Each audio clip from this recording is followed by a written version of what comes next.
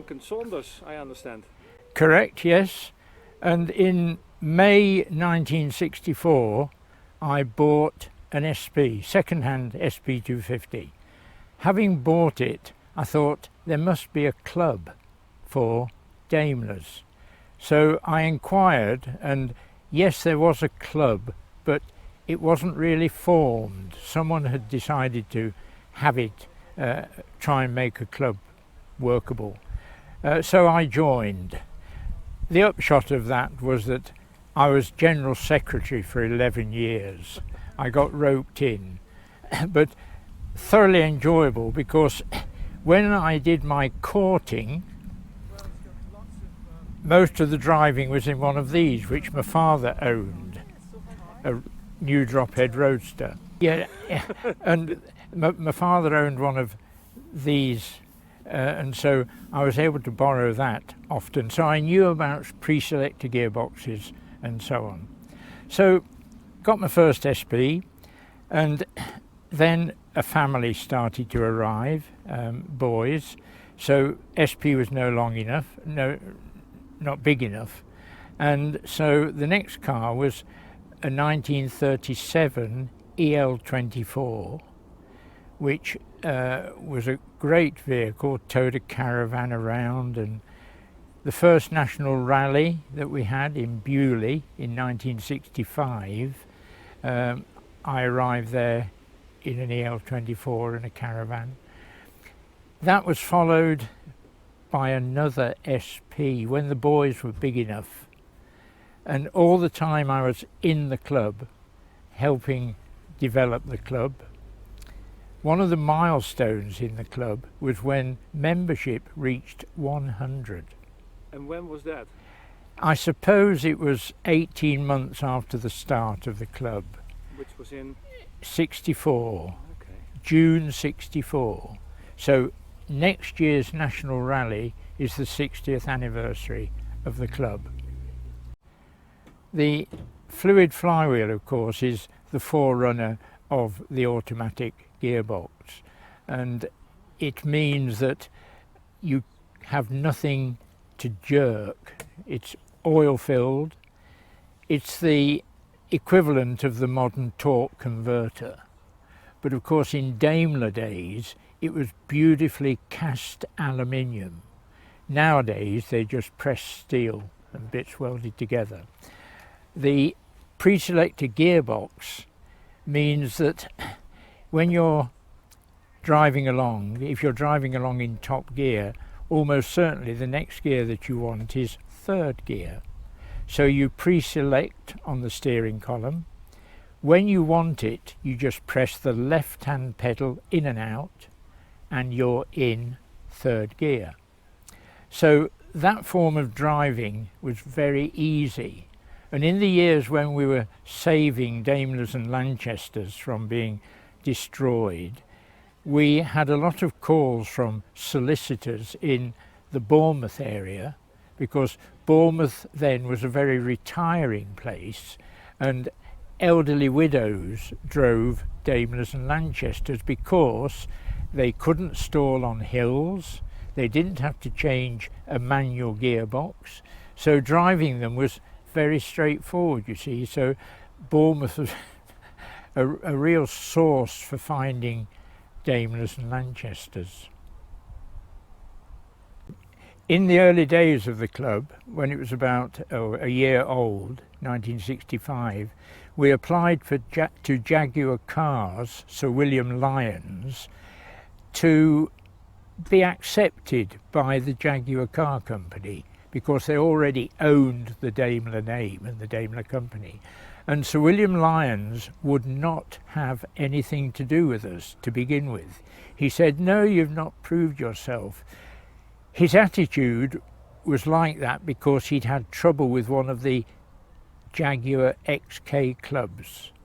But eventually, constant persistence and me writing many letters, he accepted the club. We proved ourselves, in other words. We were more gentlemanly than some of the Jaguar clubs. So he did accept us, and that was a great boon. we never had financial support, but the mere acceptance that yes, we were an important part of Daimler Jaguar history. So your name is I'm Brian Smith. Brian Smith. Very good. And I understand you're the historian of the club. That is true. Oh dear. Oh dear, What indeed. did you do wrong? Well, it's a long story. I'll try and be brief and tell you a bit about it, shall we? Yes, please. It was 60 years ago that I thought about buying a posh car, a decent car, a classic car, and found an advertisement for a 1951 Daimler Consort. Went to see it, tried it, liked it, bought it, and that was the beginning of a long association with Daimler. And in fact, that preceded the formation of the Daimler Club by a whole year. Okay.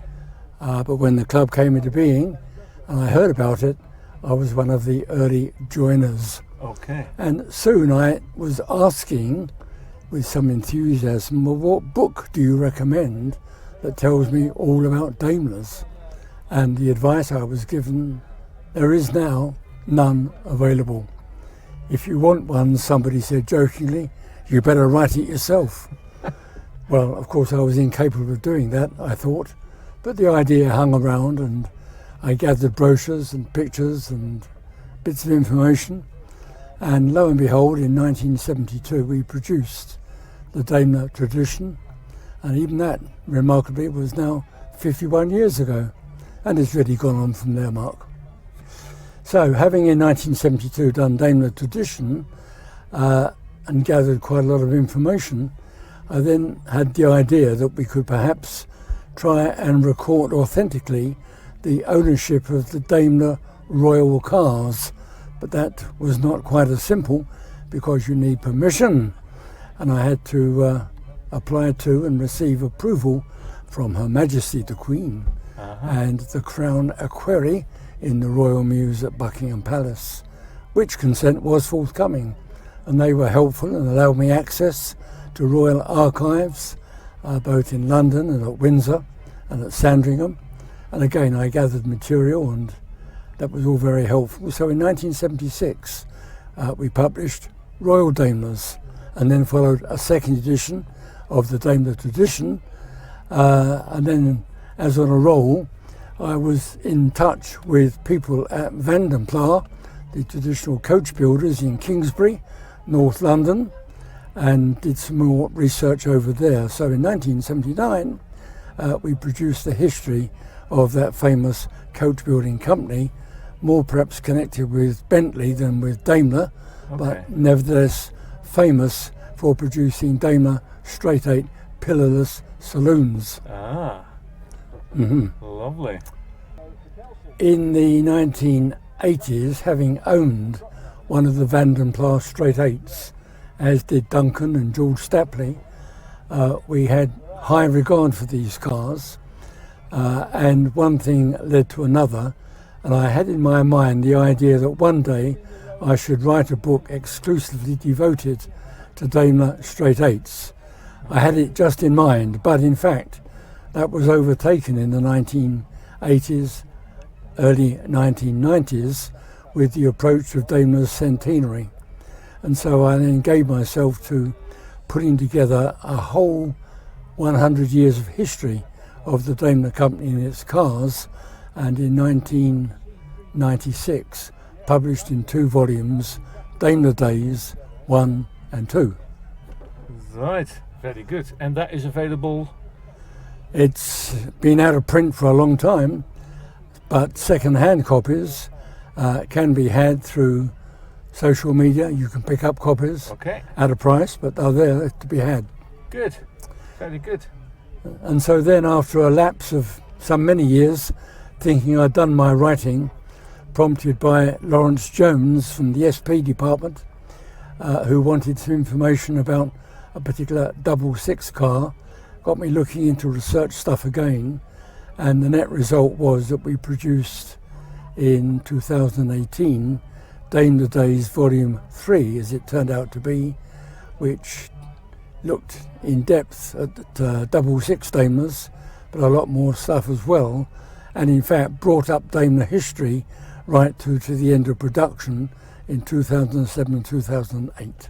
And so I keep thinking that that's going to be the last, and then something turns up, and I find myself actively putting, as they used to say, pen to paper, and I'm currently involved in trying to at last do a specialised book on Daimler straight eights. It's more than halfway through preparation, despite some setbacks, and hopefully, if all things work together for good, we should see the publication by Christmas 2023. And so, it's not only about cars, but about social connections and friends, many of long-standing, and it's good to be here today at the National Rally 2023 and to meet up with many of these folk who I've known for 40, 50, 60 years in some cases. So, bless you. Thank you. Very good. Thank you very much, Brian.